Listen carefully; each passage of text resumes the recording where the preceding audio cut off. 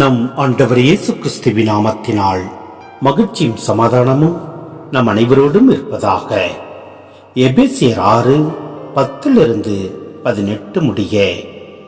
இறுதியாக நீங்கள் ஆண்டவரோடு இணைந்து அவர் தரும் வலிமையாலும் ஆற்றலாலும் வலுவூட்ட பெறுங்கள். அழகையின் ஏமாற்று வழிகளை எதிர்த்து நிற்கும் வலிமை பெறும்படி கடவுள் அருளும் எல்லா படைக்கலன்களையும் அணிந்து கொள்ளுங்கள். ஏனென்றால் நாம் மனிதர்களோடு மட்டும் போராடுவதில்லை. ஆட்சி புரிவோர், அதிகாரம் செலுத்துவோர், இருள் நிறைந்த இவ்வுலகின் மீது ஆற்றலுடையோர், வான்வெளியில் உள்ள தீய ஆவிகள் ஆகியவற்றோடும் போராடுகிறோம். எனவே பொல்லாத நாள் வரும்போது எதிர்த்து நின்று அனைத்தின் மீதும் வெற்றி பெற்று நிலை நிற்க வல்லமை பெறும்படி கடவுள் அருளும் எல்லா படைக்கலன்களையும் எடுத்துக் கொள்ளுங்கள்.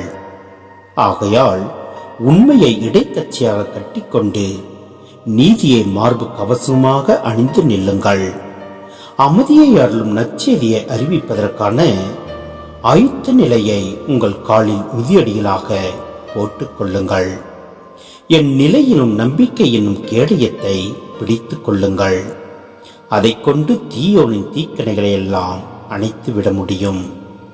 மீட்பை தலைசீராகவும் கடவுளின் வார்த்தையை தூய ஆவியாரலும் போர் வாளாகவும் எடுத்துக் கொள்ளுங்கள்.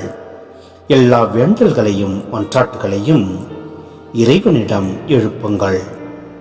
எப்போதும் தூய ஆவின் துணை கொண்டு வேண்டுதல் செய்யுங்கள்.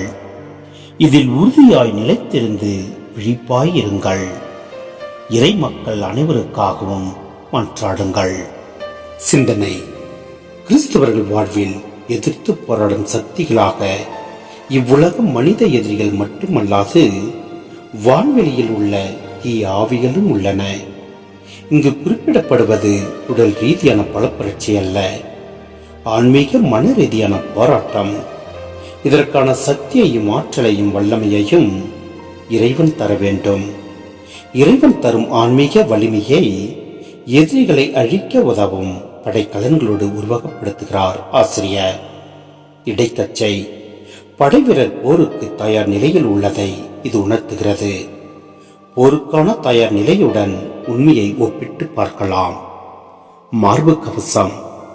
மார்பு கவசம் எதிரியை நேருக்கு நேர் சந்திக்கவும் எதிர்கொள்ளவும் துணிச்சல் தருகிறது. நீதி உள்ள மனிதரும் இத்தகைய துணிச்சல் கொண்டோரே. மிதியடிகள். எசாயா 52:7 மற்றும் ரோமையர் 10:15 எதிரொலியாக இவ்வுருவகம் உள்ளது. நற்செய்தி அறிவிப்பாளரின் நெடிய பயணத்தையும் அவர்கள் சென்று வந்த தடைகளையும் நினைவுபடுத்தி அருளும் அமைதியும் வழங்கும் கிறிஸ்துவின் நற்செய்தி பணியை இது சுட்டி நிற்கிறது. கேடயம். எதிரியின் அம்புகளும் வாழ்வீச்சும் அங்குஜங்களும் படைவீரரை தாக்காமல் பாதுகாக்கக்கூடிய கருவி. படைவீரர்கள் தங்கள் கைகளில் ஏந்தி நிற்கும் கேடயம். கிறிஸ்துவில் கொண்ட நம்பிக்கை இக்கேடயத்தை ஒத்தது. தலைசீரா. எசாயா 59:11 எடுத்தாளப்பட்ட இவ்வுருவகம் இங்கு மீட்பை குறிப்பதற்கு பயன்படுத்தப்படுகிறது. போர்வாள். போர்வாள் கூர்மையானதும் வெட்டக்கூடியதும் ஆகும். எபிரேயர் 4:12 மற்றும் திருவெளிப்பாடு 19:15 இறை வார்த்தையுடன் ஒப்பிட்டு இது பேசப்படுகிறது. இறை வார்த்தையின் கூர்மைத்தன்மையையும் ஆற்றலையும் இது குறிக்கின்றது. எனவே நாம் உண்மையையும் நீதியையும் அமைதியையும் நம்பிக்கையையும் இறை வார்த்தையின் அடிப்படையில் நாம் நம்பிக்கை கொண்டு செயல்படுவோம். எல்லாம் அல்ல இறைவன் நம்மை நிறைவாய் ஆசீர்வதிப்பார்.